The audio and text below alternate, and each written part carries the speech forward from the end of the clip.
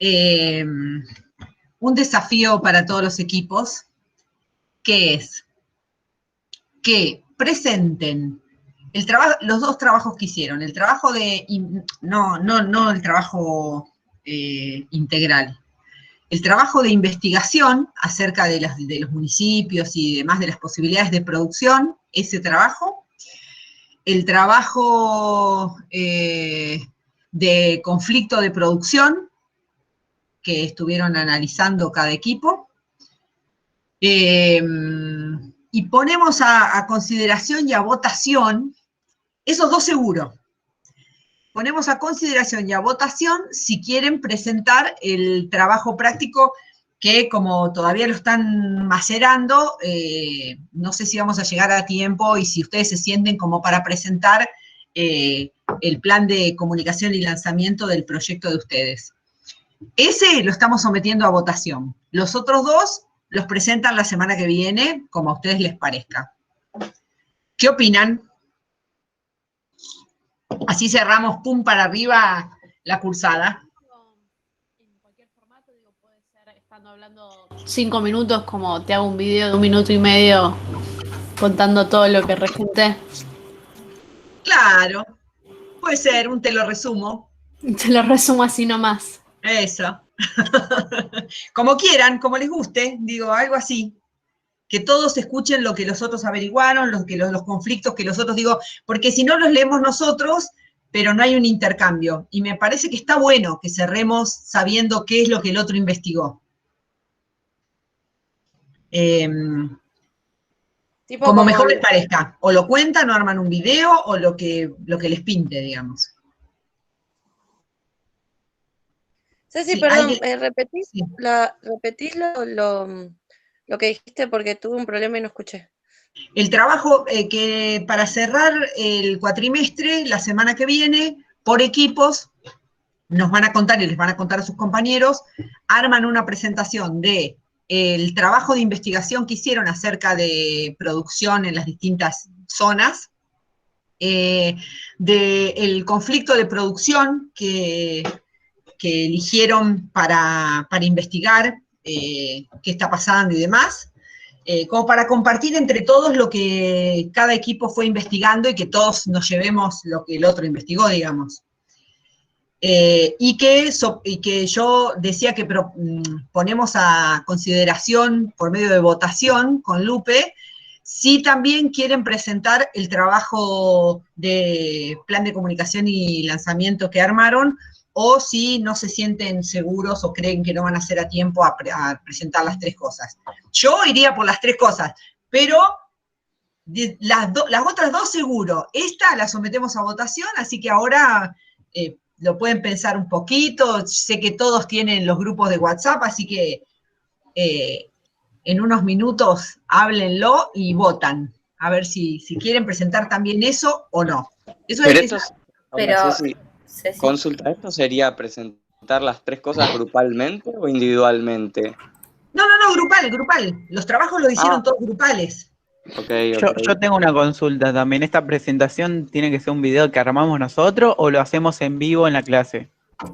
Como ustedes quieran. Por eso cuando Paula recién propuso un te lo resumo, no dijo eso, pero a mí me sonó a te lo resumo, hacer un video de 1 minuto y medio, de 3 minutos, no sé qué, contando algo, dije que sí, es libre. Así como cuando armaron las clases era libre, pueden contarlo, pueden compartir pantalla, pueden armar un videíto, lo que a ustedes les parezca. Lo importante es que todos los compañeros y nosotras sepamos que compartan la información, digamos, y sepamos qué hicieron. Puede ser serio, divertido, aburrido. Los juegos vamos a hacer. Como les parezca. Para mí los tres es un montón, pero bueno, vamos a ver qué se decide. Por eso, democrático lo hacemos. Es a decisión de mayoría. El cuatrimestre que viene van a tener una materia que es hermosa, que es taller de desarrollo de proyectos, y la verdad es que estuve viendo los proyectos que se largaron a hacer los equipos de este cuatrimestre, y es alucinante. Creo que a la energía que tiene el equipo de ustedes, la rompen el cuatrimestre que viene. Así que me ocuparé también de meterme para enterarme cómo son los trabajos. Profe, ¿vale la pena hacer taller en esta modalidad virtual? Por ahí uno en su imaginario dice, voy a dejar todas las prácticas para cuando sea de nuevo la No, pero lo que pasa es que este taller no es práctico. Este taller, de hecho, por ejemplo, hay varios proyectos. Los hicieron todos virtuales, pero hay un proyecto que estaba involucrado un museo, el Museo de Bellas Artes, el Museo Nacional de Bellas Artes, y fueron hasta el museo, se reunieron con el director del museo, fueron al museo a conocerlo para ver cómo podían hacer el planteo general de la propuesta de ellos, y están avanzando para hacerlo fehacientemente al proyecto. Así que sí, ese taller sí vale la pena hacerlo, claro. Sí, porque no requieren ir a la clase.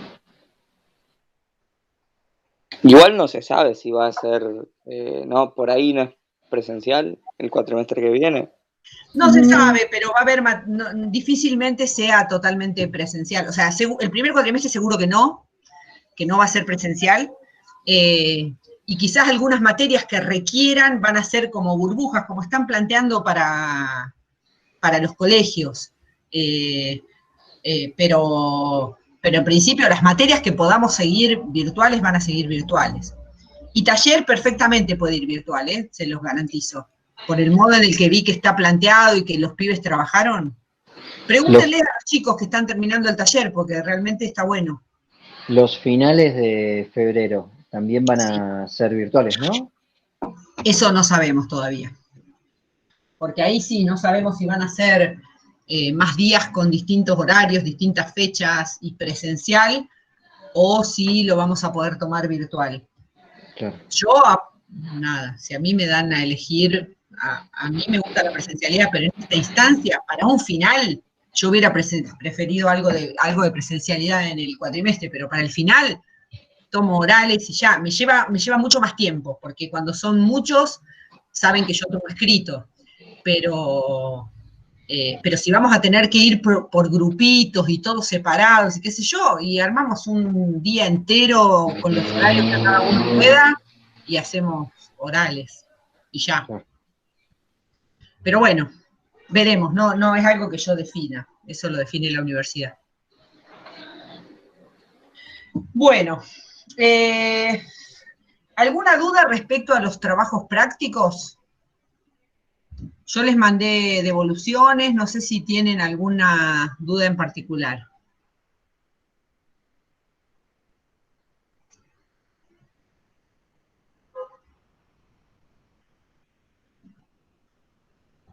Si no, arrancamos con, esperen que dejé de ver, si no arrancamos con el tema que yo quería que veamos hoy. Lean bien cuando tengan que preparar el final, dado que no hemos tenido parciales, miren bien el programa, miren bien que están los módulos que están subidos todos los módulos de virtual, ¿no, Lupe? Bueno, ustedes tienen los módulos de virtual, tienen que tener en cuenta que esos módulos son como un resumen de cursada. O sea, esos módulos los armé yo, los escribí yo, pero son como un resumen. Ustedes, a partir de esos módulos, tienen que ir a los textos, ¿sí? Porque si no les va a quedar la información por la mitad en algunos casos. Hay algunos temas en particular que están como muy resumidos. De todas maneras, ya saben más o menos mi modo de tomar examen, pero no se queden solo con los módulos. Y lo que yo quería que viéramos hoy, que charlásemos hoy, era un poco acerca de los derechos de propiedad intelectual y los distintos tipos de contrato en las distintas etapas. Hay un apunte que me parece que está incluido en los módulos incluso. Pero bueno, como para tener una mirada general, porque es uno de los temas que nos está faltando, con ustedes no hablamos nada de propiedad intelectual, ¿no? Tuvimos una charla el año pasado. Sí, con Memelsdorf.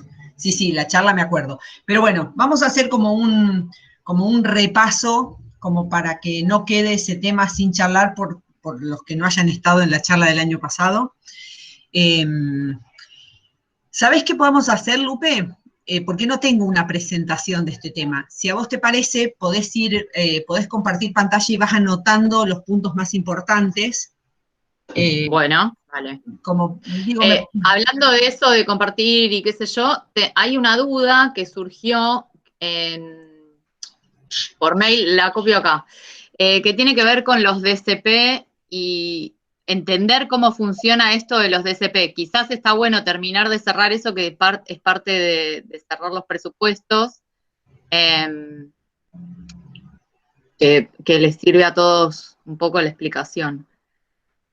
La pregunta dice, con mi grupo andamos medio perdidos con el tema de presupuestar el material de exhibición. Me cuesta entender cómo funciona el DCP. ¿Con hacer uno ya está o se necesita uno por cada vez que se exhibe la película? ¿Cómo funciona el tema de las llaves y el BPF? Es probable que se me haya pasado algún material donde se explicaba, pero nada, como que nadie sabía cómo responder a eso. Ok, perfecto. Vamos primero. El DCP es un formato de exhibición. Digo, así como antes hacíamos la película en fílmico y teníamos que hacer un montón de copias, en este caso también tenemos que llevar el DCP a todas las salas. Digamos, nosotros le damos las copias en DCP al exhibidor y el exhibidor las distribuye, al distribuidor, y el distribuidor las distribuye en las distintas salas que le hayan dado. Y cuando se termina eso, devuelven el DCP y no es que podemos ir con el DCP de sala en sala y que lo carguen y ahí queda. Respecto al DCP con llave, es una elección del productor. El DCP con llave lo que hace es que genera como un código que impide que cualquiera pueda truchar la película. Yo les voy a contar la realidad. Nosotros, por ejemplo, ahora, desde Desarrollo Federal, junto con el Festival de Mar del Plata, organizamos el Festival Internacional de Mar del Plata Federal. No teníamos la posibilidad, por todo el tema de la pandemia, de mandar ni DCP, ni Blu-ray, ni nada. Entonces, lo primero que tuvimos que hacer fue acordar qué es lo que más se está sucediendo hoy en el mundo, es acordar vía streaming, enviar, digamos, subir a la nube, que de la nube bajen la película en calidad HD y tenían que tener especificaciones técnicas muy particulares para después proyectar en pantalla grande. Pero eso también tiene el riesgo del robo, es inevitable, entonces se firma confidencialidad y demás. La realidad del DCP es que se sigue utilizando, y el DCP con llave, por ejemplo, cuando se manda a un festival, en general se opta por hacer por hacer una copia DCP con llave, porque como va a ir de un lado para el otro, como uno lo manda al exterior y no sabe quién lo recibe, y qué sé yo, se manda por un lado la copia en DCP y la clave de la llave y demás se manda a la persona que la tiene que abrir, digamos. Pero eso tiene un costo extra. Ahora bien, hay muchos productores que directamente hacen las copias en DCP y no la hacen con llave, digamos. Las películas más independientes, con menos quizás presupuesto para poder terminarla, hacen simplemente copias en DCP como para distribuir, y tampoco es que hacen 100 copias en DCP. Hacen las copias en DCP, van a salir en 5 salas, hacen 5 copias y después las distribuyen. Y después, si van a mandar a festivales y necesitan, harán alguna copia más. Pero es eso. No sé si estoy respondiendo a la duda. Respecto al BPF, no sé si se acuerdan que habíamos dicho, y esto creo que sí está en los módulos, estos que están en la plataforma, que cuando se cambió, cuando vino la transformación digital, digamos, las salas que no tenían, o sea, todas las salas tenían fílmico. Y entonces empezaron los exhibidores a reclamar que, como no se iban a usar más esos equipos de 35 milímetros, necesitaban digitalizar las salas. Y entonces esto generó que que necesitaran o que plantearan estos distribuidores que se implementara un impuesto que se llama el Virtual Print Fee, este impuesto que permitía solventar en parte, de acuerdo a lo que establecían los distribuidores y los exhibidores, en parte esta digitalización de las salas. Entonces, decían, no es justo que lo paguemos todos nosotros. Entonces, que sea parte, este impuesto sirva para la digitalización de las salas. Entonces esto, esto salió de Estados Unidos, se hizo en España, se fue haciendo en todos lados y acá en Argentina también. La diferencia acá en Argentina es, el impuesto es así, este fee. Lo tiene que pagar por cada copia digital, digamos, tenés que pagar, o sea, en cada sala de cine tenés que pagar este BPF, ¿no? Entonces es un monto que agranda mucho, lo habrán visto los que lo han puesto en el presupuesto.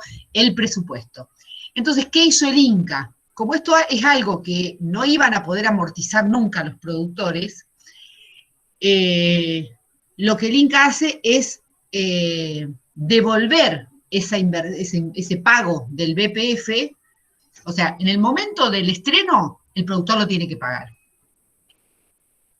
Y después, el Inca se lo devuelve. O sea, es un monto que, como si fuera financieramente, lo tiene que asumir en el momento, pero después es un monto que va a recuperar, ¿sí? Esto es respecto al BPF. Entonces, es importante que cuando ustedes arman el plan financiero, el plan económico, perdón, de cómo van a hacer para solventar el lanzamiento, tengan en cuenta el BPF en función de las salas en las que van a salir, los que están trabajando cine, y para cuando trabajen en cine es importante, digamos, sepan que en el presupuesto tiene que estar porque lo van a pagar. Sepan que en el plan financiero lo van a tener que pagar al momento del estreno, pero en el plan económico lo tienen que poner como que es algo que va a retornar del Inca, ¿sí? Ustedes lo tienen que financiar, pero después el Inca se los va a dar. No sé si aclaré las dudas.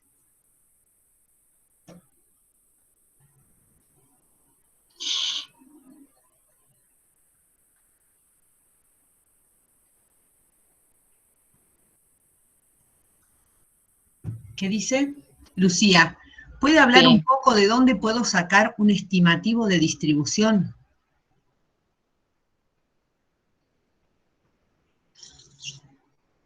¿Qué sería un estimativo de distribución? Perdón. Pero no te estoy entendiendo la pregunta.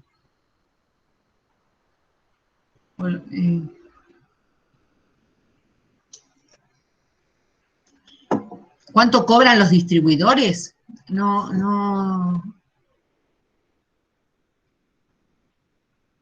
tengo muy claro. Ah, ¿cuánto cobra un distribuidor? Ah, ok.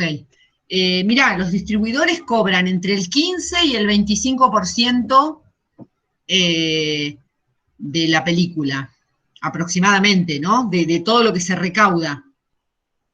¿Viste cuando, no sé si te acordás, cuando vimos, no sé si vos lo viste, cómo se descompone una entrada de cine? Cuando vimos las razones de por qué es fundamental que exista el fomento, viste que un porcentaje va, primero es el IVA, que es el 11%, después el 10% va al Fondo de Fomento Cinematográfico, de ahí el 50% se lo queda el exhibidor, de ahí el 15%, o sea, de ese monto, el 15% se lo queda el distribuidor. Ese es el porcentaje. Lo que pasa es que muchas veces los distribuidores, cuando los productores estamos muy ahorcados, los distribuidores te hacen adelantos de distribución. Para que puedas hacer el lanzamiento de tu película, te dicen, bueno, yo te adelanto, entonces yo pago la gráfica, yo pago, no sé, la publicidad en el subte, no sé, lo que no pague el Inca, yo pago las copias. Muchas veces lo que pagan son las copias, o pago el BPF, algo.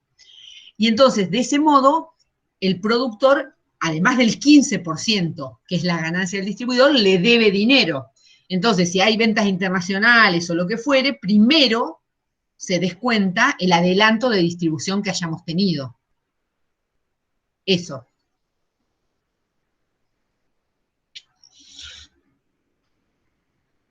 no tienen el apoyo a exhibición. ¿En la página del Inca no lo encontraron?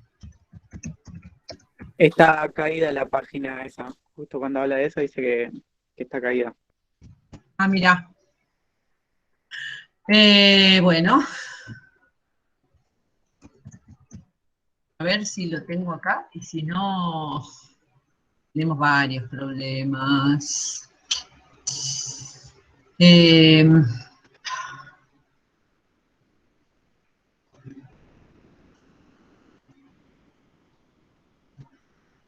Estoy buscando a ver si se los encuentro, ¿eh?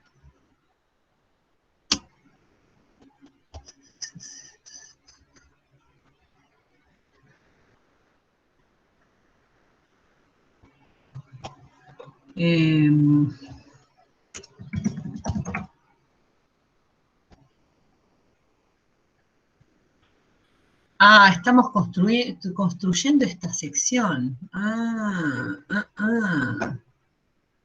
Bueno. Bueno, no lo pongan, chicos, no lo usen. Yo creí que lo tenían acá, pero me va a hacer, no voy a llegar a tiempo porque ya tenemos que cerrar. No voy a llegar a tiempo a que me contesten en el Inca. Si logro yo mañana lo pregunto, si logro respuesta, les mandamos un mail a todos.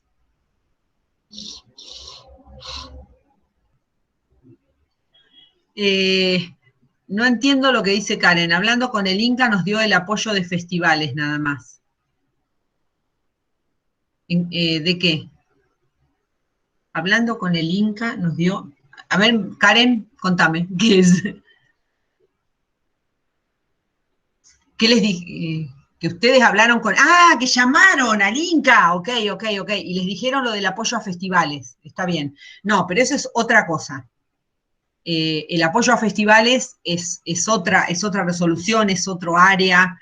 El tema del apoyo al lanzamiento tiene que ver con un monto de dinero que se los dan en especies, que en general alcanza, lo que yo les decía, en general alcanza para la publicidad en los subtes, algo de radio, o bien para las lunetas de los colectivos, digamos, es un monto acotado que alcanza para algo, no para mucho más que eso, ¿sí?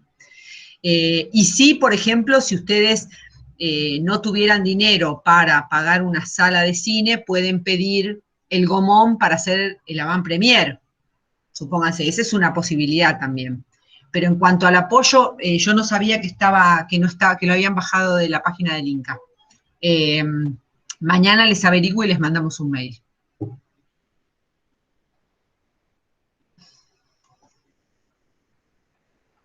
Bueno. ¿Alguna otra duda? Profe, el tema de justificar el financiamiento. Sí. Teníamos pensado también plantear la manera de hacer coproducción con Telefe. En ese caso, estoy investigando y la mayoría son de 50%, pero no pregunto si sabe algo de cómo llegan esas cuotas o el pago si fuera un contrato o coproducción con Telefe. O eso depende mucho de cómo negocias. No, una coproducción con Telefe es una coproducción entre privados que el Inca no se mete absolutamente en nada. Ustedes, yo les había mandado... Ustedes habían puesto, ustedes eran el grupo que había puesto Telefe. Yo les mandé, porque yo a los que pusieron Telefe les mandé una devolución. No llegamos a tener una decisión final. Pero está bien, porque si ustedes hubieran planteado una coproducción con Telefe, la tienen que plantear desde el comienzo, porque Telefe va a tener exigencias de comunicación y de plan general desde la preproducción, digamos, desde que firmen el contrato de coproducción. Pero además ustedes tienen que justificar por qué una empresa multinacional como Viacom, que hoy es Telefe, diría que sí a una coproducción. Entonces tienen que contar qué figuras va a tener el proyecto, cómo sería y demás, para poder entender por qué Telefe aceptaría coproducir con ustedes y de ese modo, después en el lanzamiento, obviamente que van a contar con ellos porque una parte de la película es de ellos. No digo que no lo pueden hacer, digo que tiene que estar justificado. Sí. Sí, eso tenía, bueno, dudas de eso. No llegamos a tener definición, pero sí. Gracias. Sí, siempre se puede. Lo que pasa es que tienen que pensar cuál es el target de las películas que sí coproduce Telefe para ver cómo debería ser el proyecto de ustedes para que a ellos los entusiasme a meterse en una coproducción, digamos, ¿no? Eso.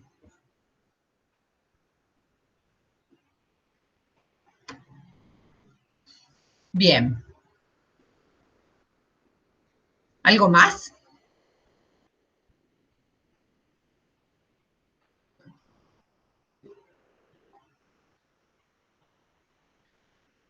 Bueno, entonces yo ahora propongo esto que decía de hablar un poquito, vamos a hacer, tampoco voy a hacer la clase, vamos a hacer un repaso como para aclarar términos y que después puedan ustedes estudiar. Una cosa que sí me pongo a disposición, cuando preparen el examen final, si tienen dudas, pueden escribirnos para que las podamos aclarar a las dudas que tengan.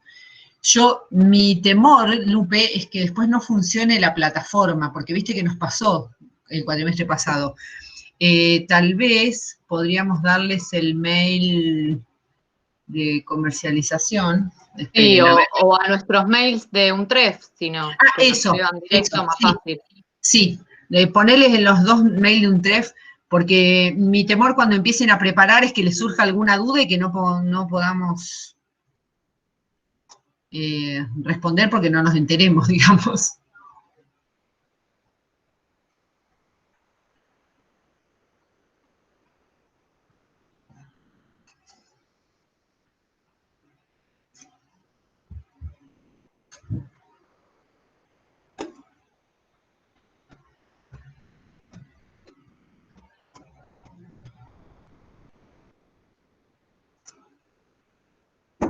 Bueno.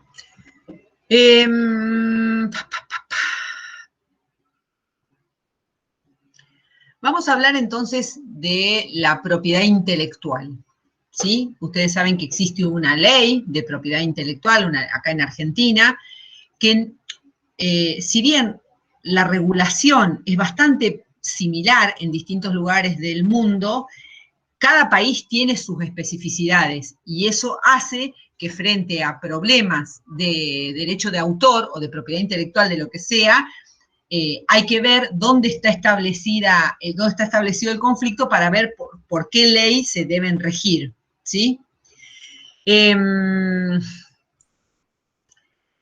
Y además a partir de que hay distintas leyes de propiedad intelectual, pero todas basadas en una, hay tratados internacionales que lo que hacen es unificar criterios respecto a derechos de autor, sobre todo, ¿no?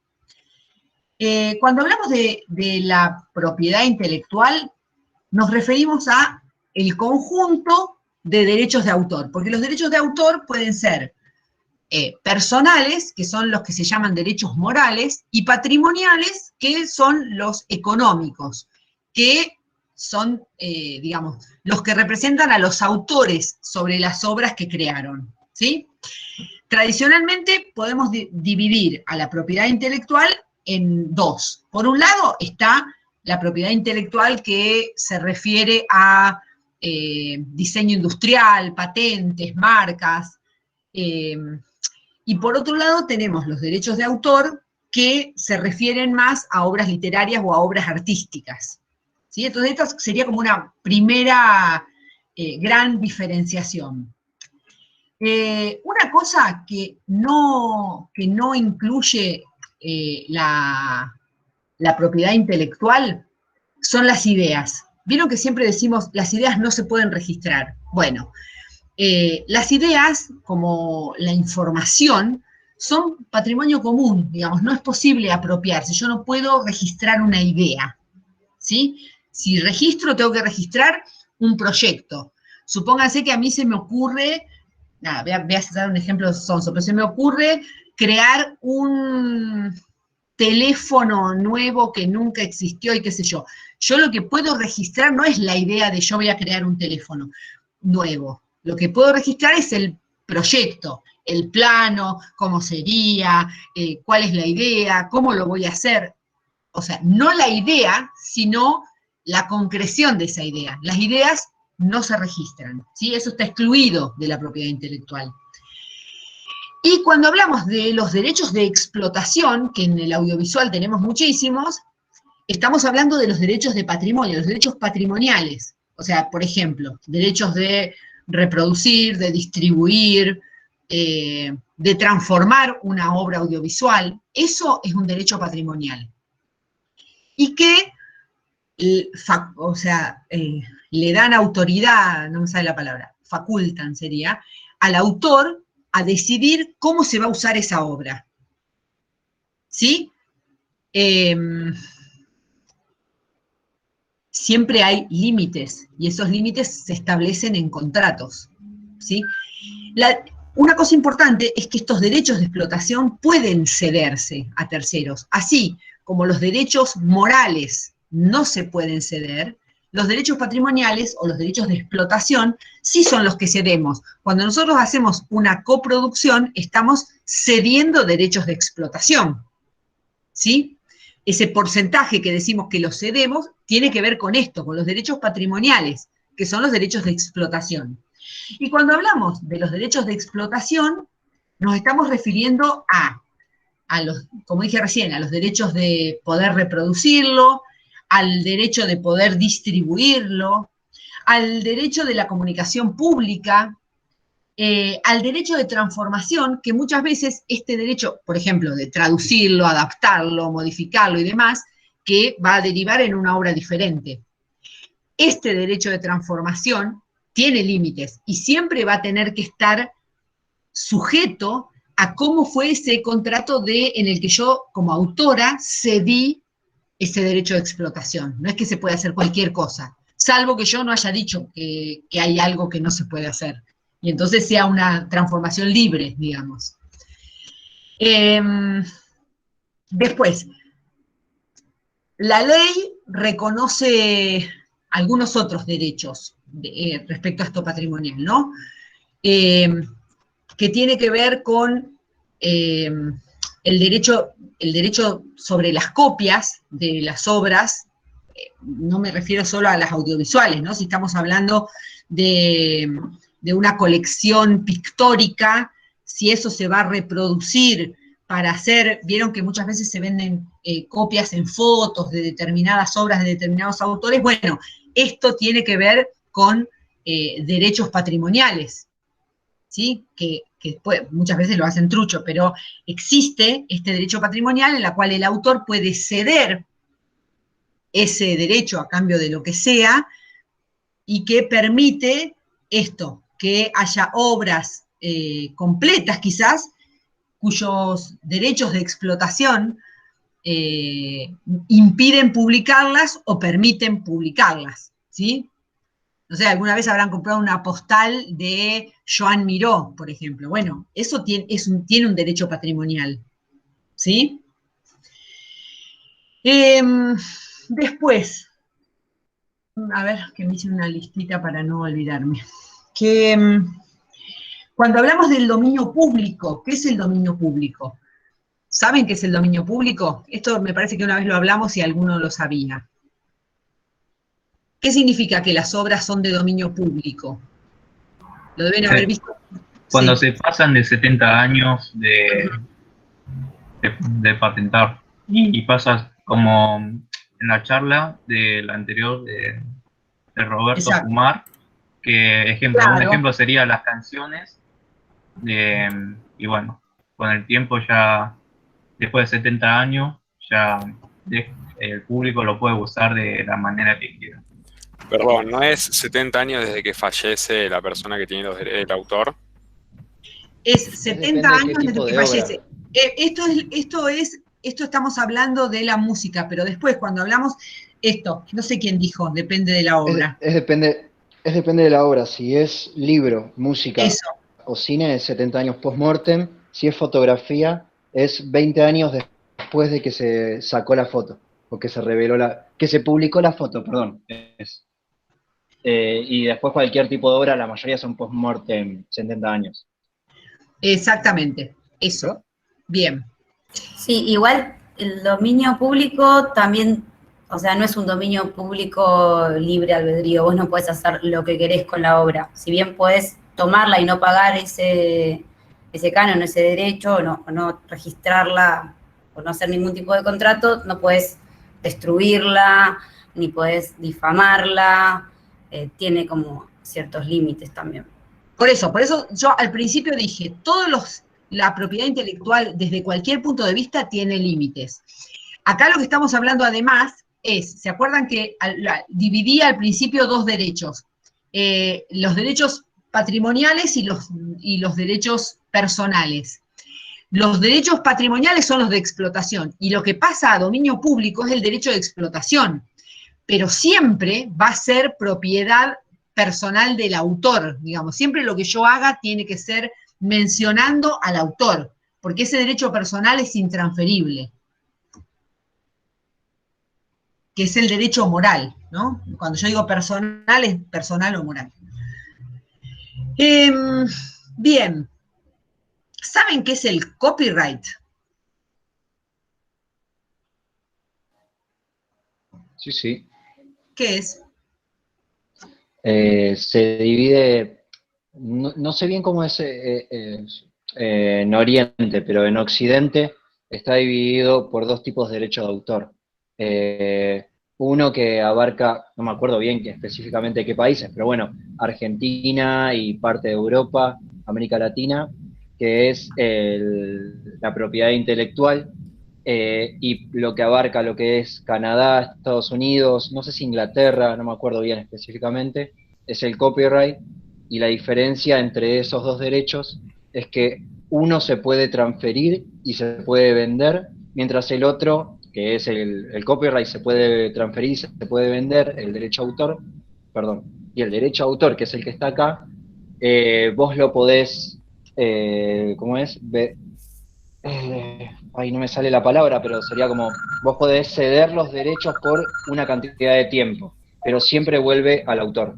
O sea, el derecho de autor nunca se termina de vender por completo. Claro, tenés los Siempre derechos de explotación.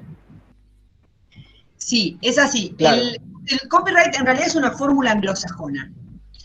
Y se refiere no solamente a los derechos de explotación, no hace relación a los derechos morales. Esta diferencia que yo hacía recién habla solamente de los derechos de explotación por un tiempo determinado. Y vieron que muchas veces va seguido de la expresión todos los derechos reservados y otras veces dice algunos derechos reservados. Porque eso depende de cómo es la licencia. Si la licencia es la copyright, y después están las licencias Creative Commons que proponen algunos derechos reservados. Entonces, va a depender de cómo sean las condiciones establecidas, pero siempre referido a derechos de explotación. No estamos hablando nunca de derechos morales, ¿sí? Sí, y la diferencia es que se puede vender para siempre en el copyright. Por eso, por tiempo determinado o para siempre. Claro. La diferencia básica es que los derechos morales son irrenunciables. Un autor no puede decir esto, yo no lo quiero más. Digo, es como decir, es el reconocimiento al autor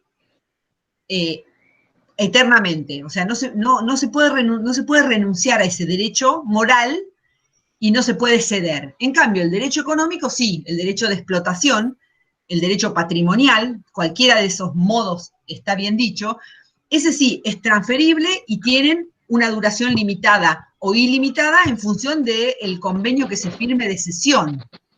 ¿Sí? Sí, alguien iba a preguntar algo. Sí, yo quería saber qué era el copyleft. Nos hablaron una vez, pero no se profundizó mucho. No me acuerdo si Gabriel había hablado del copyleft. No te entiendo bien la palabra que estás diciendo. Claro, el copyright, pero también habló del copyleft. No entendí. Pero el copyleft refiere al tema del software, me parece. Ah, okay. Si no estoy... El copyleft EFT, ¿verdad? Sí. Ese se refiere, me parece que a los derechos sobre los software, no sobre obras audiovisuales. Ah, ok, relacionado con derechos de autor siempre igualmente, pero de software, no de audiovisual. Claro, tiene que ver con lo informático, es como si fuera lo análogo, lo análogo a lo que sería para lo que estamos hablando nosotros ahora de las creaciones artísticas, pero en lo informático, eso sería. Ok, sí. Perfecto.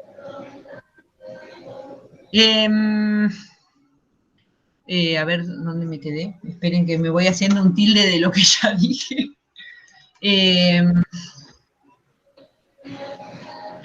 Bueno, una cosa que hablamos la otra vez cuando estuvo la charla de Memelsdorf era quiénes son los autores de una obra. Sobre todo, ¿se acuerdan que cuando hablábamos de cine, ¿se acuerdan lo que él explicó respecto a cine?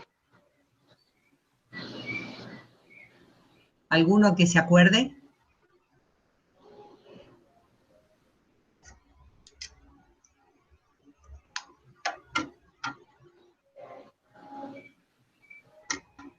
Bueno, no importa.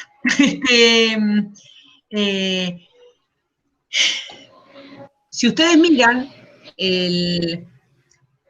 va a depender del país. Acá sí es muy clara la diferencia entre un país y otro respecto a de quién es una obra audiovisual. Cuando nosotros vimos el equipo técnico de cine, por ejemplo, ¿quién decíamos que era el dueño de una película?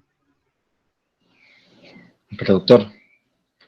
Exacto, el productor. Pero en el caso del derecho de autor, lo va a tener el productor, va a tener derecho también el director y va a tener derecho el guionista. ¿Sí? Porque acá tenemos derechos de autor que se conjugan, ¿sí? Después, los porcentajes de los derechos de autor y demás van a depender del contrato, cómo se firme. Pero como autores del derecho moral, es autor el guionista y es autor también el productor y el director. ¿Sí?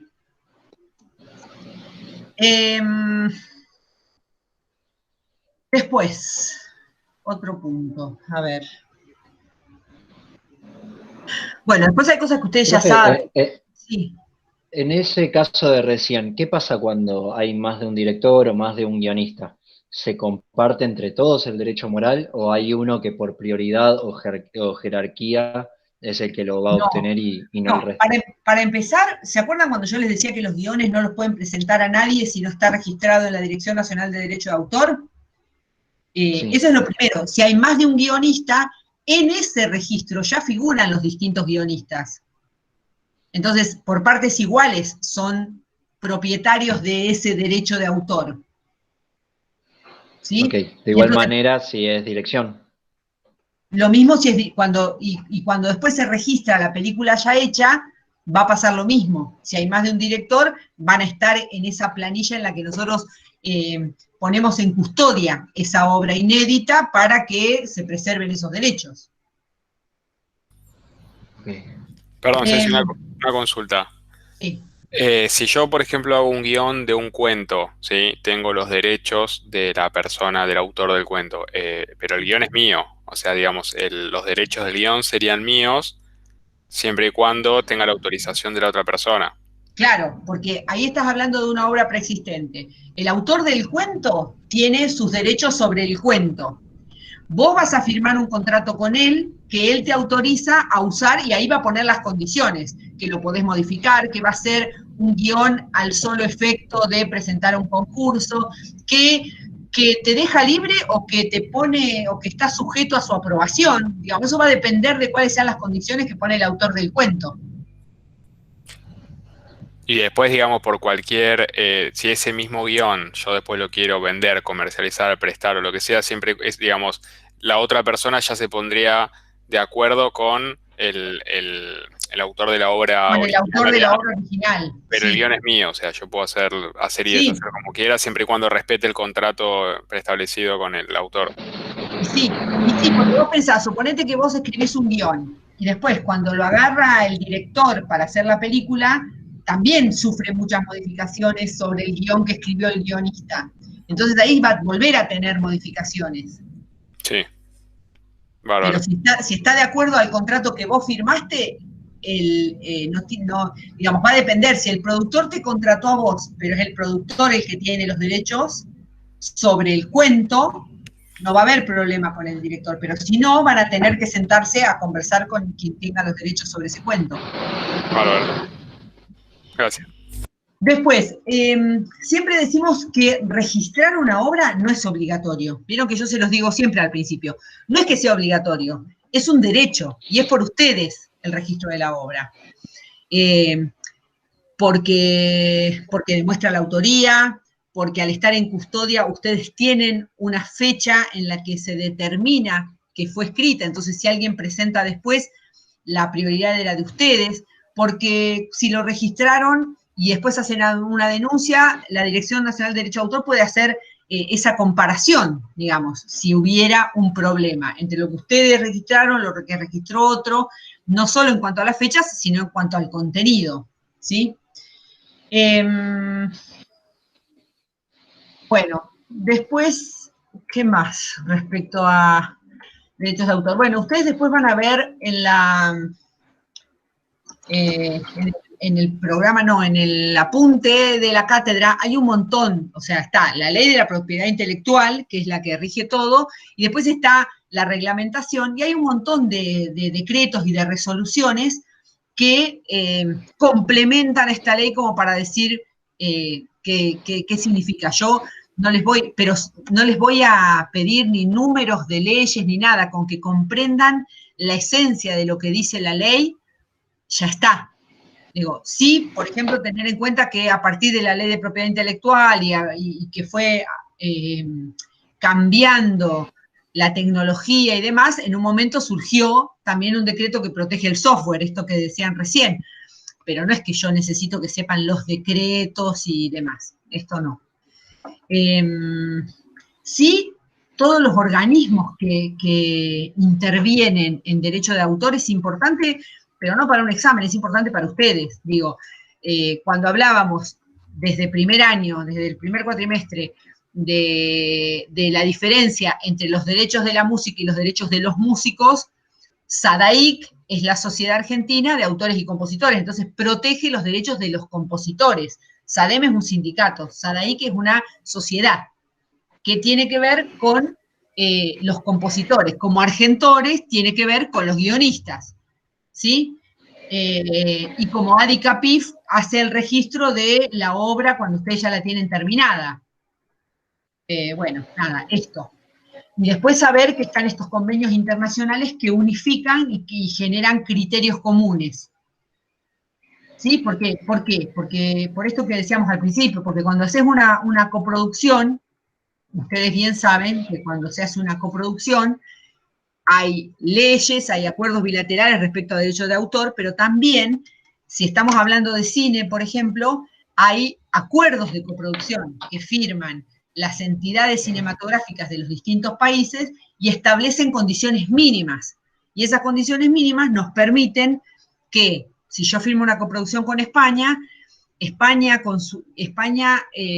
basados ambos en este acuerdo de coproducción que existe entre el ICA-A, que es de España, y el INCA-A, que es de Argentina, permite que el español pida fondos allá, que el argentino pida fondos acá y que se pueda concretar esa coproducción y presentar como tal a organismos internacionales de ayuda como Ibermedia, por ejemplo, ¿sí? Entonces, siempre sabemos que en ese contrato de coproducción vamos a fijar lo básico que establece ese acuerdo, que ustedes el día que tengan que firmar un contrato entran a la página del INCA y están publicados los acuerdos de coproducción que existen, y después derechos y obligaciones de cada una de las partes, digamos, lo que acordemos. Yo digo, bueno, vos ponés uno de los protagonistas, yo pongo el otro, yo pongo el rodaje, todos los gastos de rodaje los pongo yo acá en Argentina, vos ponés la postproducción, Digo, todo eso no es igual, no es que es estandarizado. Cada uno hará un acuerdo de acuerdo a lo que tiene y a lo que puede conseguir. Pero siempre como base el acuerdo de coproducción, que establece, por ejemplo, porcentajes mínimos. Digo, yo no puedo tener, si soy minoritario, soy un coproductor minoritario, no puedo tener menos del 20% de un contrato de coproducción, no puedo tener el 10%. ¿Por qué? Porque el organismo no lo va a permitir, el INCA en este caso, porque el acuerdo establece que el mínimo es el 20%, ¿sí? Digo, después hay un acuerdo de coproducción latinoamericano, que entonces involucra a más de 2 países, ¿sí? Y todos plantean prácticamente cosas muy parecidas, digo, tanto con Alemania, Francia, Brasil, Chile, no sé, con Venezuela, con Marruecos, hay un montón de países, con Canadá, México, digo, son todos con acuerdos de coproducción entre organismos, pero si ustedes se fijan, por ejemplo, no existe para coproducir televisión un acuerdo entre Argentina y Brasil. Creo que esto lo charlamos cuando en la materia de producción 2. Como no existe ese acuerdo de coproducción de televisión, Brasil tiene un sistema de mecenazgo que es excelente y que tienen muchísimo dinero para producir televisión, pero no lo pueden gastar en Argentina porque no existe ese acuerdo. Y para que exista ese acuerdo, como es televisión, tiene que pasar por el Congreso de la Nación. Y nunca se llegó a firmar. Digo, estuvimos a punto en el 2015 y no se pudo. ¿Y eso es por una cuestión de solamente económica? ¿El qué? ¿El poder usar ese dinero? Claro, que no puedan hacer una coproducción televisión. Sí, no, se puede hacer. Lo que pasa es que ellos tienen muchísimos fondos y no los podemos gastar acá. Porque a ellos no se los reconocen si los gastamos acá porque no hay acuerdo. Y nosotros no podemos gastar plata allá, en televisión, en cine sí existe. De hecho, tuvimos un problema cuando se hicieron los concursos, los primeros concursos para series de televisión del INCA, una productora que ganó tenía una coproducción con Brasil, y el problema era que el INCA no le validaba, el ANCINE, perdón, en Brasil, no le validaba la coproducción, o sea, no le daba los fondos, porque no existía este acuerdo internacional. Entonces, tuvieron que rescindir el contrato del premio, porque no se logró, no hubo modo. Ellos decían, pero al menos si el INCA lo valida, pero no había jurídicos, decía que no se podía. Tan simple como eso. O sea, se puede coproducir, pero lo que no se puede es gastar plata de acá a allá, ni de allá a acá. Eso es lo que no se puede. Y como ellos tienen mucho dinero, lo ideal sería poder ir y venir, pero se puede producir solamente si producís allá. Televisión, ¿no? Vuelvo a repetir. No es el caso del cine. Bien. A ver, ¿alguna duda hasta acá, chicos? ¿Estamos bien? Porque yo ahí el ahora... compañero Roberto preguntó un par de consultas en chat. A ver, esperen que no miré en ningún momento el chat. Con respecto a propiedad intelectual, tengo dudas sobre uso de las imágenes de archivo. ¿Cómo hacen los programas de televisión para utilizar, cómo lo justifican o consiguen el permiso? Sí, se pagan los archivos. Los programas de archivo tienen dueño, los archivos, sea el canal o sea empresas que tienen material de archivo, o, por ejemplo, el Archivo General de la Nación, uno puede ir a buscar ahí material, y firmás papeles y demás, y te los entregan. Yo creo que una vez di un ejemplo. Supónganse que ustedes están produciendo una película, y es una película de los 80, y uno de los actores está mirando televisión. En el momento de filmarlo seguramente pondrán una tela de croma sobre el televisor, pero después van a tener que averiguar de ese programa de televisión quién tiene los derechos. Si los tiene un canal o demás, y van a tener que pedir autorización, y hay algunos materiales de archivos que se pagan. No sé si respondí la pregunta. Después, al momento de realizar un documental, ¿se pueden usar fragmentos de noticieros sin pedir autorización? No. Hay que tenerlos obligadamente. Sí. No se pueden pedir, no se puede usar material sin autorización si el material es de otro. Ni siquiera de un canal de televisión porque es de ellos. Redes sociales es todo un tema. Respecto al uso de imágenes de archivo, ¿en redes sociales hay alguna regulación? Sí, porque te pueden denunciar. Igual, digamos, no... la regulación la pone quien tiene el derecho de autor. Digo, si yo te denuncio, te obligan a bajar esa imagen. Eso sería. Pero siempre hay que pedir autorización y quien tiene los derechos puede decir cuánto vale el uso de ese material. La propiedad intelectual entra en los derechos personales, ¿no? Sí, claro, los derechos personales son los derechos morales. Tenemos los derechos morales y los derechos patrimoniales.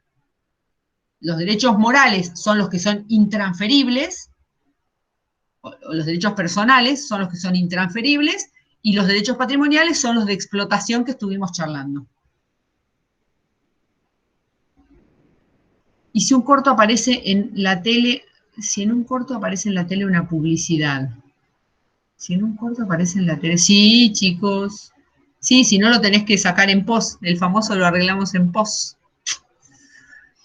Si los fragmentos de noticieros están en YouTube, ¿hace falta permiso? Si están en YouTube, ¿hace falta permiso? Sí, salvo que estén liberados. Ustedes tienen que averiguar si son derechos liberados. Si son derechos, digo, porque a YouTube pueden subir cualquiera material, pero a lo mejor lo sube la gente que tiene los derechos. El tema es garantizarse, para evitarse un problema, garantizarse que si están en YouTube sean derechos liberados, y si no, averigüen.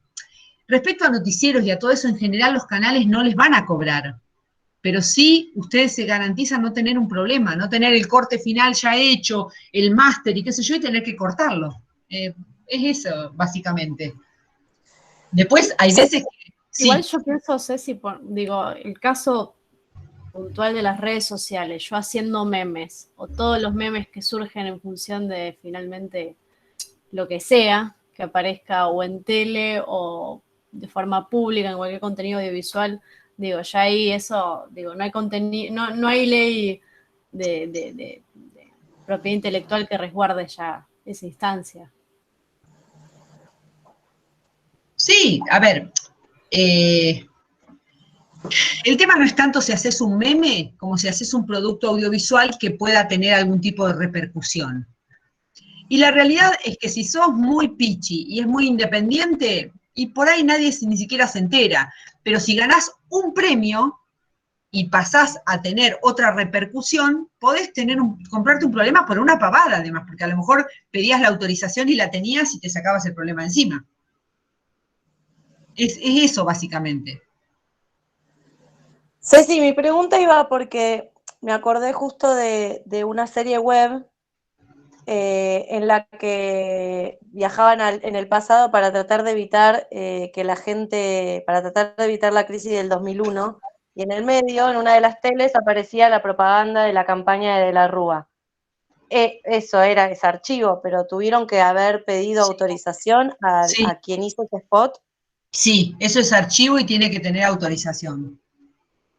Ok, gracias.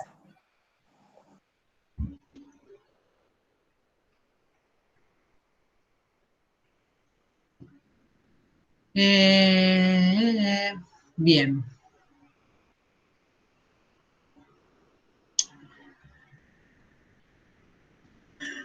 ¿Alguna duda más? ¿O seguimos?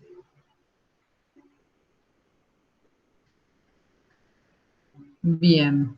Bueno, si te parece, Lupe, ahora voy a pasar a los distintos tipos de contratos.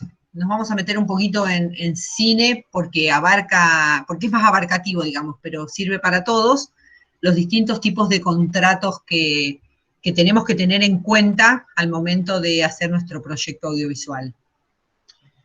Y digo que me meto en los del cine porque es como que ordena, y después les vamos a mandar un cuadro. A ver, espérate, que si busco el cuadro, por ahí se los comparto. Es un cuadro que hace Raffo, 2 cuadros en realidad. Bueno, después se los pasamos, pero porque así puedo...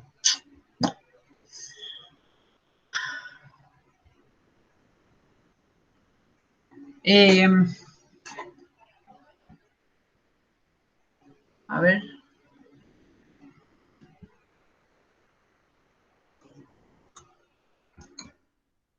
Un segundo, ¿eh?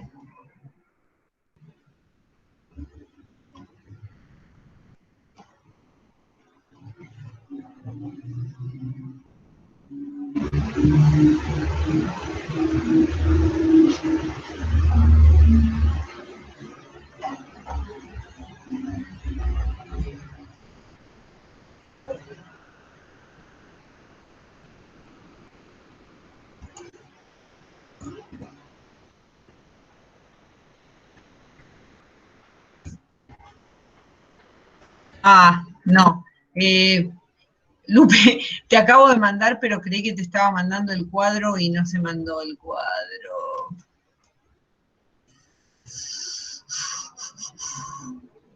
A ver. Un segundito más, chicos, ya estoy. Quiero hacerlo bien y estoy haciendo el lío.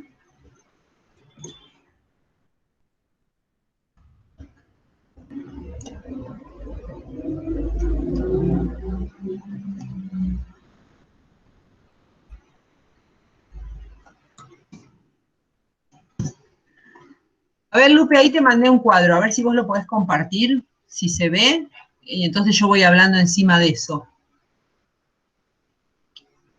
Sí, espérame que no tengo linkeado el teléfono con la compu, ya me lo pasé. Ah, perdón, perdón.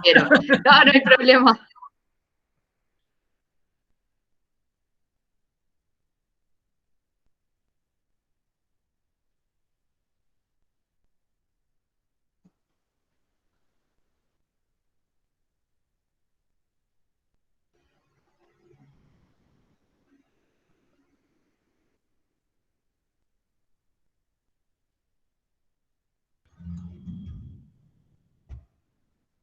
Y te mando varios, así ya ya después los mostrás a todos, a ver si, ya que los encontré.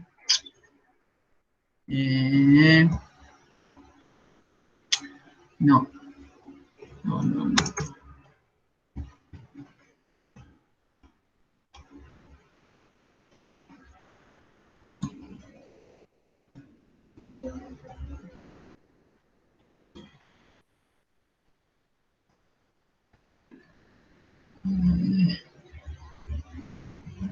Avísenme cuando lo vean.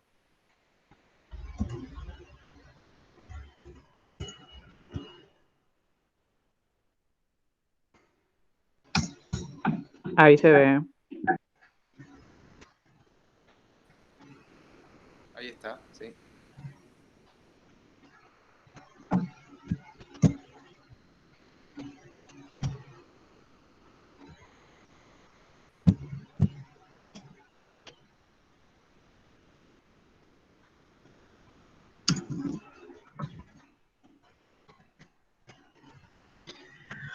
Bueno, no estoy pudiendo mandarte otro que encontré, pero, a ver, espérate que quiero ver dónde estamos.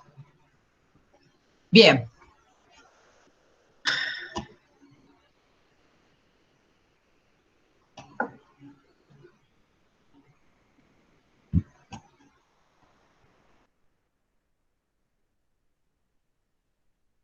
Bueno, este cuadro, que no lo hice yo, sino que está publicado en el libro de Raffo, habla como de el respaldo jurídico de un proyecto, digamos, y cómo puede ser respecto a los distintos puntos que sí o sí tenemos que tener en cuenta. Son cosas que ya hemos dicho un montón de veces.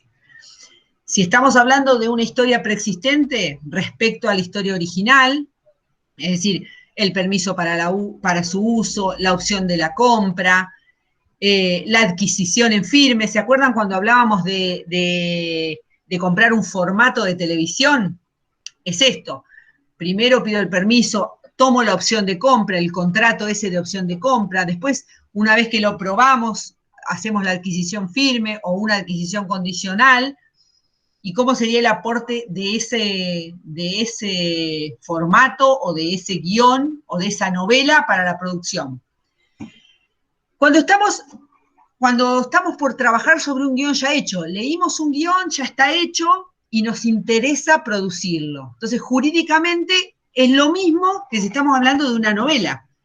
El permiso para el uso, la opción de compra, la adquisición, digamos, son los mismos pasos que nosotros tenemos que tener en cuenta y las distintas opciones que tenemos. Distinto es si vamos a tomar una historia y tenemos un guión por realizar, entonces vamos a contratar a un guionista. Entonces acá cambia la forma jurídica porque yo tengo que contratar a quien va a ser ese guionista y tengo que acordar las condiciones de ese contrato, el precio, el tiempo y demás, ¿sí?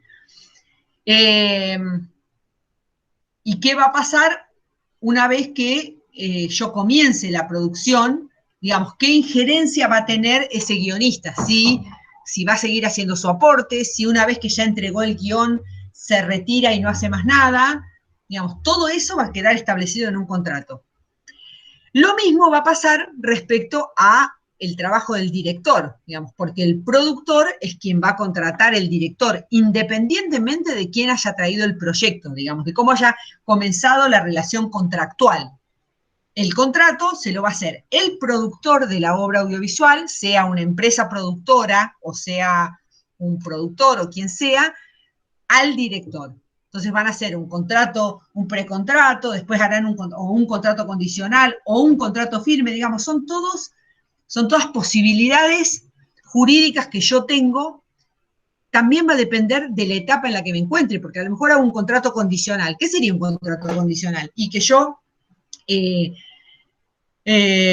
hago un acuerdo en la cual contrato al director por un monto determinado, por un tiempo determinado, en el que él va a tener un tal porcentaje, y qué sé yo, ad referéndum de que el Inca lo declare de interés, o ad referéndum de que ganemos un concurso, o este contrato prescribe si en 2 años el productor no consiguió la financiación. Digo, 1000 posibilidades, pero tiene que existir, sea un contrato firme, porque ya sabemos que lo vamos a hacer, o un contrato condicional, pero tiene que haber una forma contractual en esa relación. No puedo esperar a tener la plata para firmar con el director ese contrato. Ese acuerdo tiene que estar ya en el desarrollo, ¿sí?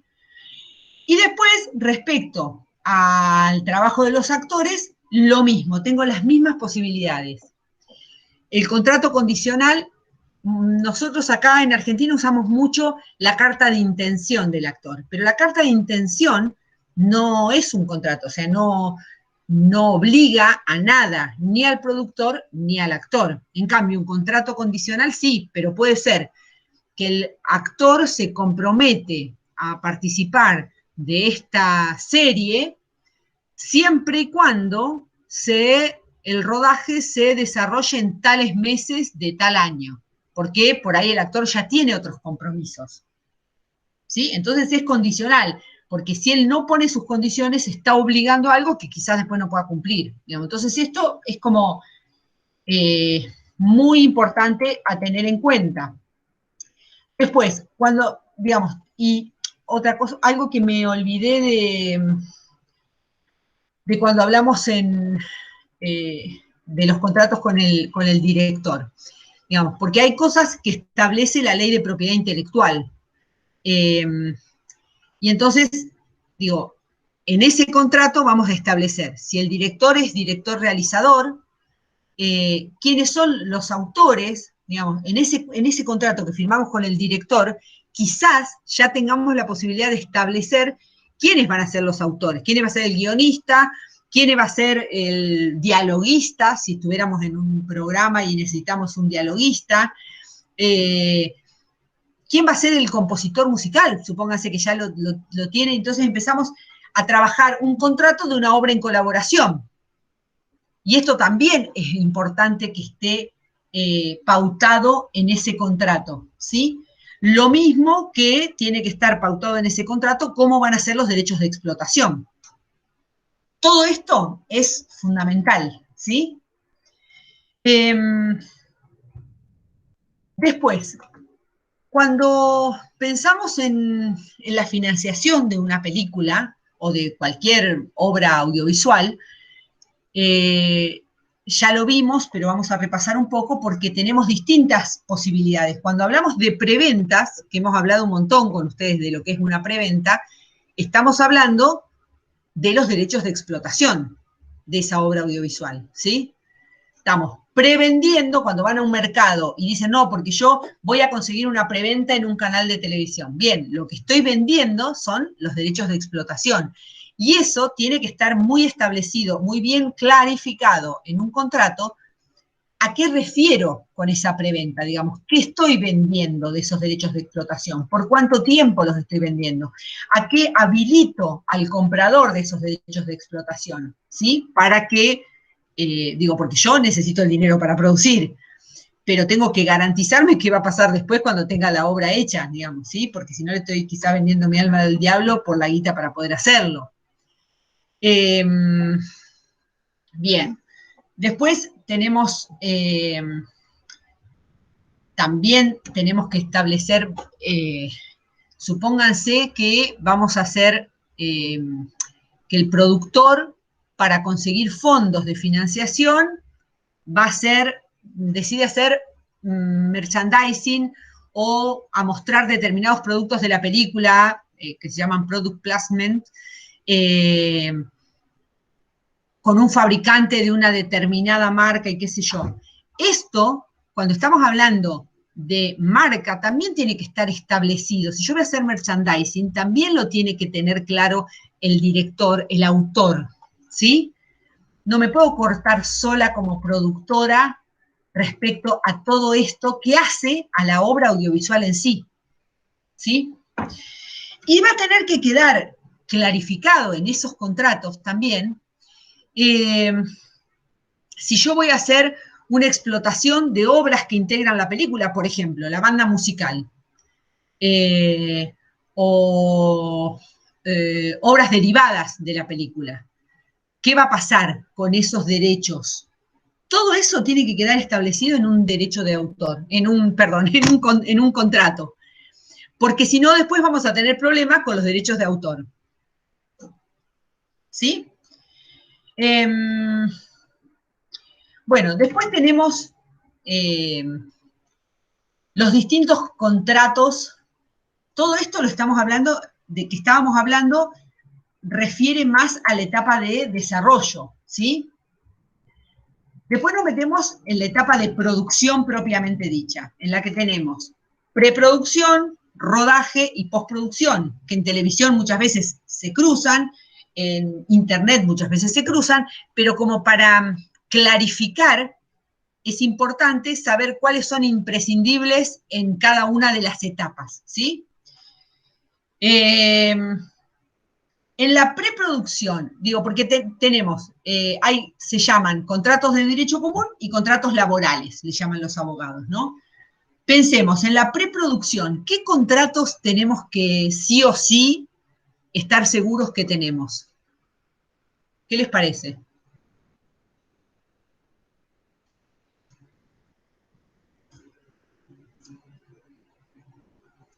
Imagino los laborales con el equipo técnico. Por ejemplo, el equipo técnico, ¿qué otros contratos tenemos que hacer?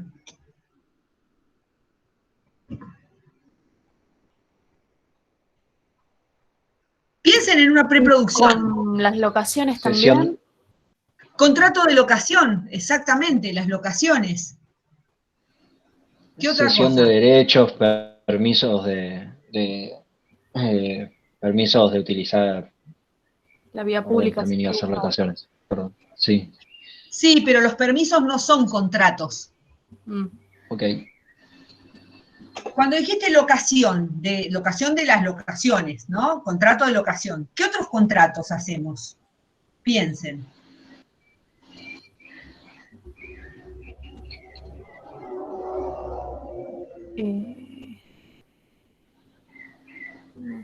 Piensen los rubros de un presupuesto y tiren. ¿Qué contrato manejan? Servicios, todo lo que tercerizamos tiene que estar contratado. Por ejemplo, contrato con el transporte, contrato si tengo una motorhome, contrato con un laboratorio de post, qué sé yo, con un catering, todo eso es contrato. ¿Qué más? Con el catering. Sí, además porque yo voy a tener después, claro, yo tengo que hacer un contrato en el que establezco cuál es el costo diario, cuántas personas promedio, cuál es el menú más o menos asignado, todo eso, porque si no después me pueden dar cualquier servicio. Claro. Y además, porque yo después cuando rindo ese gasto, la factura, le tengo que adjuntar o bien un presupuesto o bien un contrato. Y si es un largometraje o es una serie de televisión larga o lo que sea, es preferible que haya un contrato. ¿Qué más? Otra cosa es un contrato. Actores. Todo el equipo técnico, eso lo dijimos, actores, equipo técnico, actores, sí. Todo lo que esté también por encima de la línea, eso ya desde el desarrollo, entiendo. Claro, el productor ejecutivo, el director son los que ya vimos, sí. Por ejemplo, tenemos que hacer un contrato del alquiler de todo el equipamiento. Ah, equipamiento. Por ejemplo. Otro contrato que es imprescindible. Eso no es, perdón, Ceci, ¿no es la aseguradora de los equipos? No. Yo tengo que hacer un contrato de seguro. Seguro de responsabilidad civil, seguro de las escenografías, seguro del equipamiento. Pero tengo que hacer un contrato también con la empresa a la que le voy a alquilar todos los equipos de filmación. Perdón, y también un contrato con el escribano que me va a hacer todos los contratos, ¿no? Yo no tengo idea. Bueno. No, tiene que hacer, por ejemplo, si van a hacer alquiler de vestuario en una casa, hay casas que se dedican al alquiler de vestuario para rodajes. También se hace un contrato. Se hace un contrato porque además hay que dejar un cheque en garantía. Entonces, como yo dejo un cheque en garantía, se hace un contrato. Bien, todos estos seguros son fundamentales. Digo, también van a tener a los empleados de la oficina, todo lo que se... El lugar donde trabaja la producción. Si tengo, claro, el alquiler de un lugar de eso, una oficina. Antes íbamos a trabajar. Claro, ese lugar raro donde la gente se junta en escritorios con computadoras. Bueno, eso. Bueno, esos contratos los tenemos sí o sí durante la preproducción, porque vamos a ir acordando todo lo que después vamos a necesitar en el rodaje y en la postproducción, ¿verdad? Después, contratos durante el rodaje.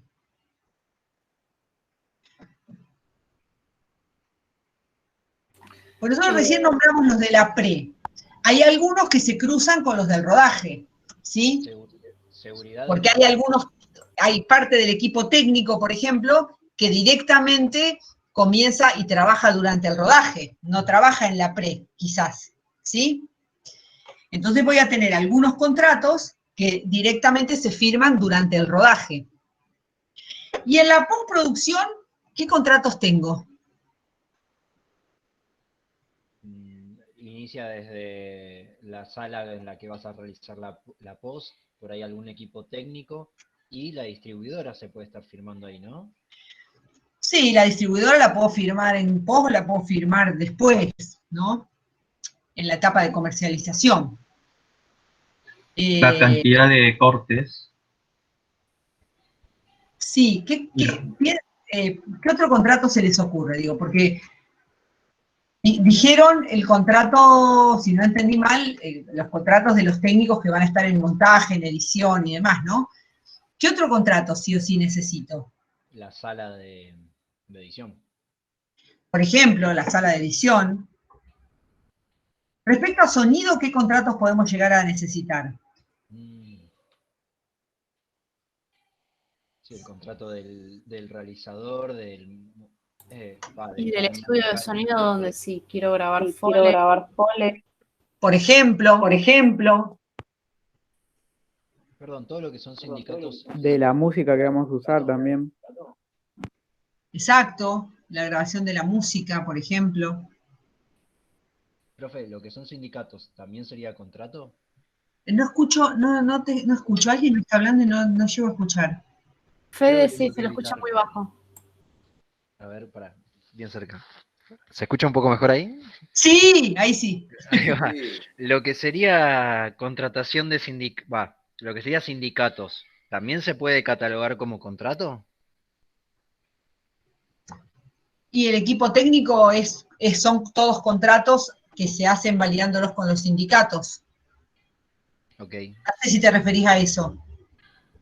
Sí, no, porque digo, aparte de hacer el contrato con el músico, compositor o el realizador o quien haga parte del tema, también hay que ir con el sindicato, a firmar los derechos se me fue el nombre, pero del registro de la música, ¿no? Ah, en SADAIC. En SADAIC, claro. ¿Eso lo podemos considerar como contrato?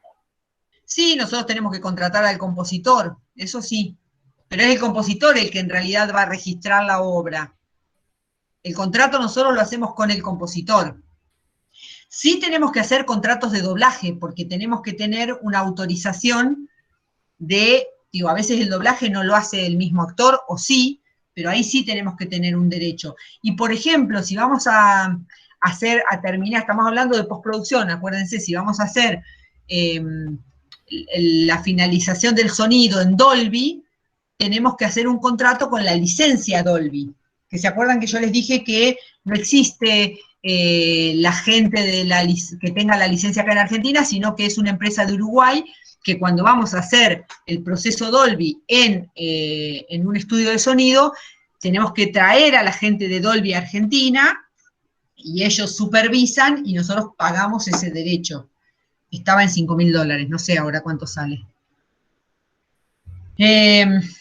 Bien, estos son algunos de los contratos. Bueno, de hecho, si tenemos efectos especiales y demás, vamos a tener en la postproducción el contrato que quizás lo hayamos hecho antes, porque si necesitábamos la gente que hacía VFX, que vaya en rodaje, ¿se acuerdan que dijimos que muchas veces es importante que en algunas escenas quien van a hacer después los efectos estén en el rodaje y puedan hacer esa mirada de cámara para orientar cómo va a ser después la post? Entonces quizá hicimos antes, pero si no, la empresa de VFX va a ser en postproducción. Y después tenemos los contratos de comercialización, ¿sí? Que quizás hemos firmado ya, y acá tiene que ver también con las campañas que ustedes están planificando en sus trabajos prácticos y demás. Quizás tenemos una empresa de comunicación desde el comienzo, o quizás en esta etapa, para el lanzamiento en particular, contratamos ¿qué? A ver.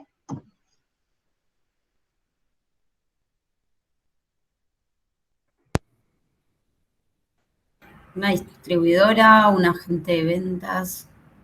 Por ejemplo, y para el lanzamiento, ¿qué?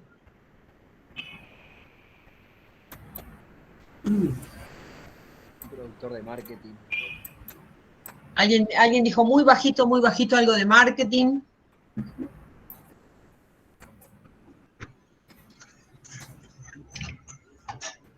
El coordinador del lanzamiento.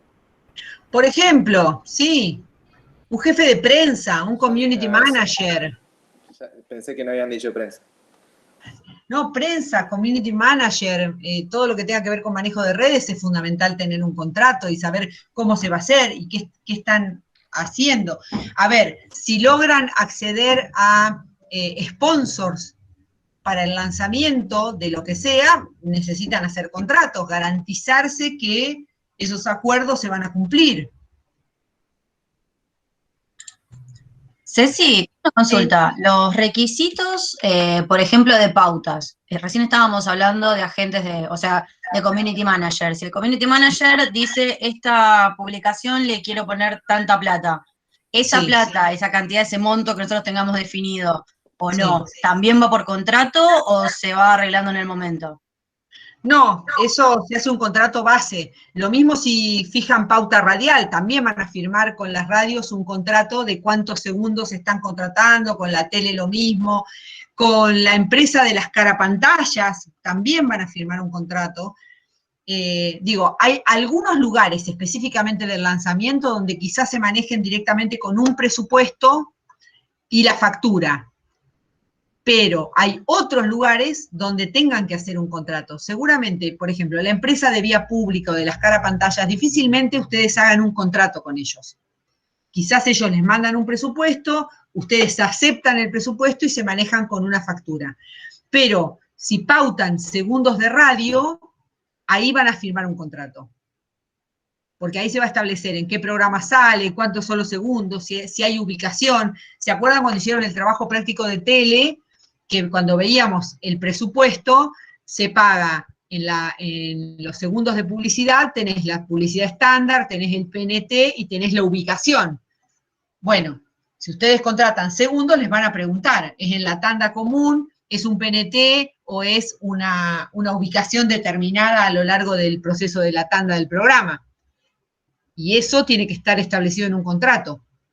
Sobre todo para que ustedes puedan reclamar, no es tanto para el canal, sino para el productor o distribuidor. ¿Sí? Gracias. De nada. Bien. ¿Algo más? ¿Alguna otra duda respecto a esto?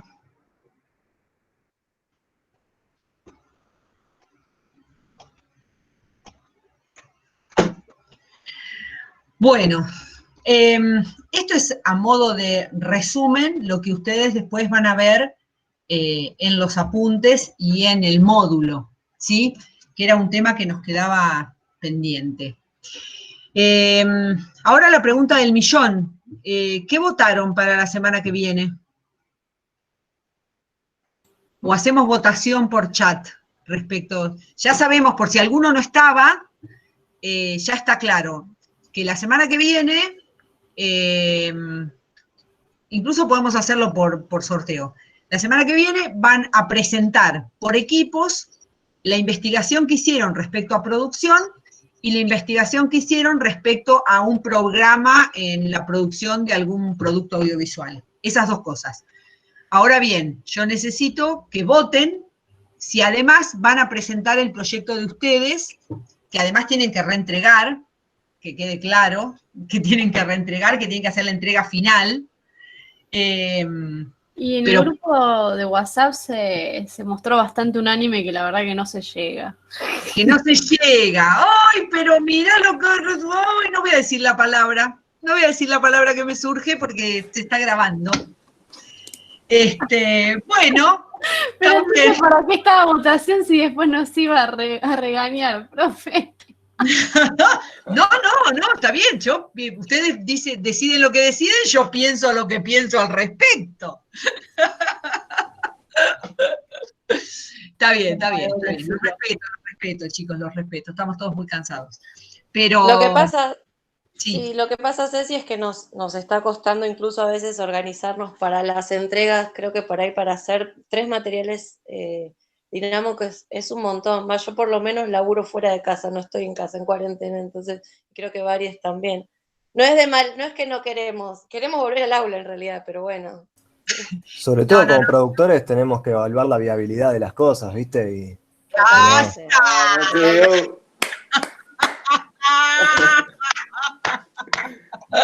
Totalmente.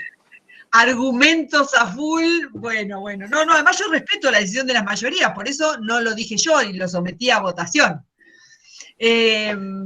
Bien, entonces vamos a hacer las otras presentaciones. Sí les pido que hagan la entrega final y que podamos hacer devoluciones y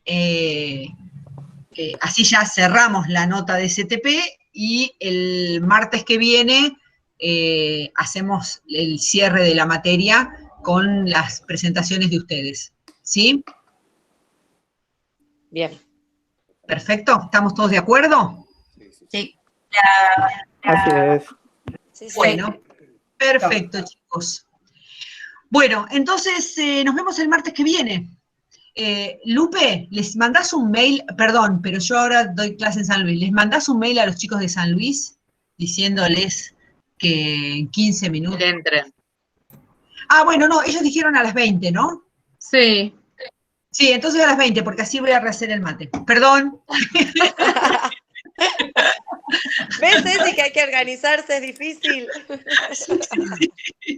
Sí, porque los chicos que están haciendo la carrera virtual están medio desesperados por las entregas, porque les cambiaron el calendario académico.